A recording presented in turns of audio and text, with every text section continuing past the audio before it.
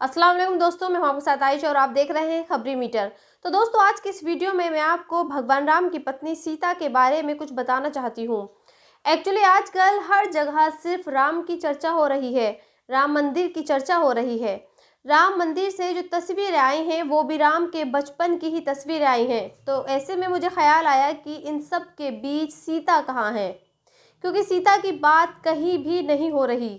फिर मैंने इसको लेकर थोड़ा रिसर्च किया और रिसर्च के दौरान जो जानकारी मुझे मिली वो आज मैं आपके साथ साझा करना चाहती हूँ।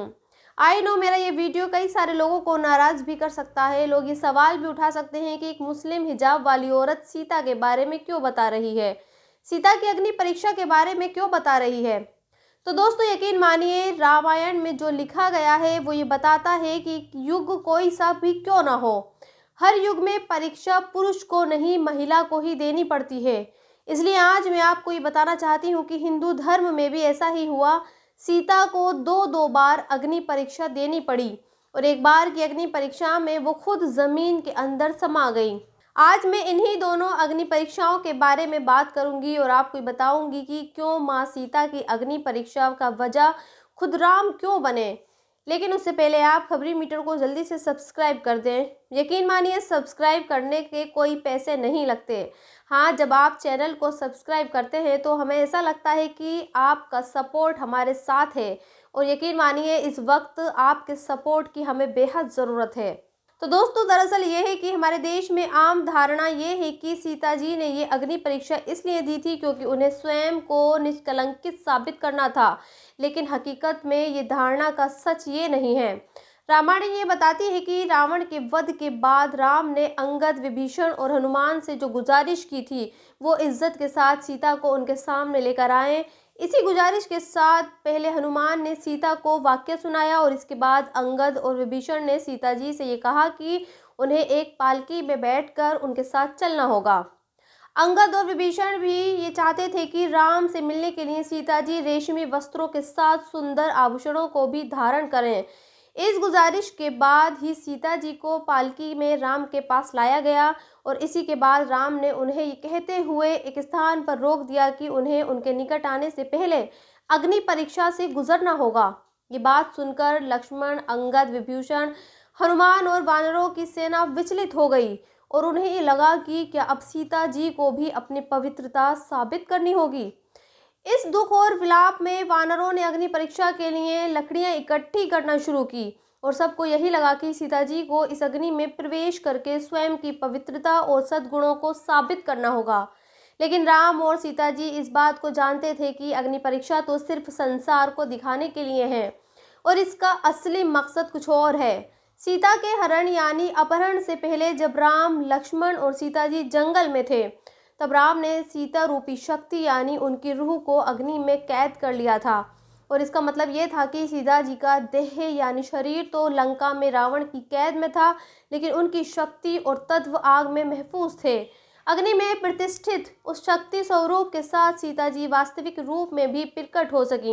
इसलिए राम ने सीता की अग्नि परीक्षा ली, जिसके लिए सीता ने अग्नि में प्रवेश किया और इसके बाद अग्निदेव ने वास्तविक सीता जी को राम के चरणों में भेंट कर दिया और इस तरह सीता ने संसार को दिखाने के लिए स्वयं को निष्कलंकित भी साबित कर दिया और राम ने अग्नि में प्रतिष्ठित सीता जी को भी वास्तविक रूप में फिर से पा लिया। तो ये थी सीता की पहली अग्नि परीक्षा। सीता जी की दूसरी अग्नि परीक्षा लंका में हुई थी और इसके बाद भगवान राम वनवास की 14 वर्षों की अवधि को पूरा करके सीता जी लक्ष्मण के साथ अयोध्या लौट आए थे और अयोध्या लौटने के बाद ही भगवान राम राजा बनाए गए। अयोध्या नगरी में हमेशा से ही ये ट्रेडिशन था कि वहाँ राजा महाराजा प्रजा के बीच अपने दूत और गुप्तचरों को भेजकर ये जानकारी इकट्ठा करते थे कि प्रजा किस हाल में है और ये गुप्तचर प्रजा के बीच रहकर जो बातें सुनते थे और उसकी जानकारी राजा महाराजाओं को देते थे और फिर राजा महाराजा उस पर विचार करके उन समस्याओं का हल करते थे। एक दिन एक ऐसा ही गुप्तचर अयोध्या के राजा राम के पास एक समाचार लेकर आया और उसने ये बताया कि जब वो गुप्तचर बनकर घूम रहा था तब उसने एक घर में एक धोबी को अपनी पत्नी से झगड़ा करते हुए देखा, जो अपनी पत्नी से ये कह रहा था कि वो राम की तरह नहीं है, वो अपनी पत्नी को ये जानते हुए भी स्वीकार कर लें कि वो लंबे समय तक किसी गैर पुरुष की छाया में रही। गुप्तचर की ये बात राम को बहुत चुभी और उस दिन राम सो नहीं पाए।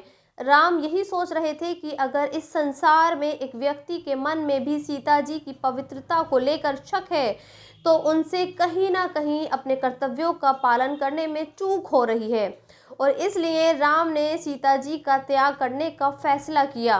राम कथा के मुताबिक राम ने सीता जी से मुस्कुराते हुए ये कहा कि सीता जी ने आज तक उनसे कुछ नहीं मांगा, लेकिन अगर राम उन्हें कुछ देना चाहें तो वो क्या चीज़ होगी। इस पर सीता जी ने कहा कि उनकी इच्छा है कि वो ऋषि मुनियों के आश्रम में कुछ दिन सुखपूर्वक बिताना चाहती हैं। इस पर राम ने उन्हें तथास्तु कहते हुए ये कहा कि वो अपनी इस इच्छा को पूर्ण करने के लिए सुबह से ही अपनी यात्रा को शुरू कर सकती हैं। अगले दिन जब लक्ष्मण, भारत और शत्रुघ्न राम के पास आए तो राम ने उनसे कहा कि भाइयों, मेरी आज्ञा का उल्लंघन न करना, जाओ और सभी के सभी सीता जी को जंगल में छोड़ कर आओ। ये बात सुनकर लक्ष्मण, भरत और शत्रुघ्न की आंखों से आंसू बहने लगे। इसी दौरान शत्रुघ्न ने राम से कहा कि इस समय जब सीता जी गर्भवती हैं, तब ऐसे समय में राम किस कारण से सीता का त्याग करके उन्हें जंगल भेज रहे हैं। शत्रुघ्न के समान भरत ने भी रोते हुए ये कहा कि सीता जी तो अग्नि परीक्षा से होकर आई हैं, फिर अब उन्हें किस बात के लिए जंगल भेजा जा रहा है। इसके बाद राम लक्ष्मण से कहते हैं कि अगर वो उसी क्षण सीता जी को जंगल में छोड़कर नहीं आए तो वो अपने प्राणों को त्याग देंगे। लक्ष्मण राम के किसी आदेश को टाल नहीं सकते थे, इसलिए वो विवश होकर ऐसा करने के लिए तैयार हो गए। लक्ष्मण ने सीता को रथ में ले जाकर जंगल में गंगा नदी के उस निर्जन तट पर अकेला छोड़ दिया, जहां कोई मनुष्य नहीं था।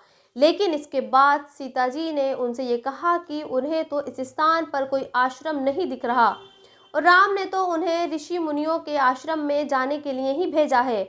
इस पर लक्ष्मण कहते हैं कि वो तो सिर्फ राम के आदेश का पालन कर रहे हैं और उन्हें अब सीता जी को यही जंगल में अकेले छोड़कर जाना होगा। इसके बाद लक्ष्मण रथ मोड़कर वहां से चले जाते हैं और सीता भी गंगा के निर्जन तट पर मूर्छित हो जाती है। हालांकि इसी दौरान महर्षि वाल्मीकि गंगा नदी में स्नान करके आश्रम लौट रहे होते हैं और उनकी नजर सीता जी पर पड़ती है, जिसके बाद सीता जी उन्हें अपनी पूरी कथा सुनाती हैं और फिर महर्षि वाल्मीकि उन्हें अपने आश्रम में ले जाते हैं और इसी आश्रम के में सीता जी लव और कुश को जन्म देती हैं। तो दोस्तों, इस वीडियो में इतना ही और मैं आपको बता दूं कि इसमें जो भी जानकारी दी गई है मैंने अपने वीडियो में वो सुधीर चौधरी के शो ब्लैक एंड व्हाइट से ली है।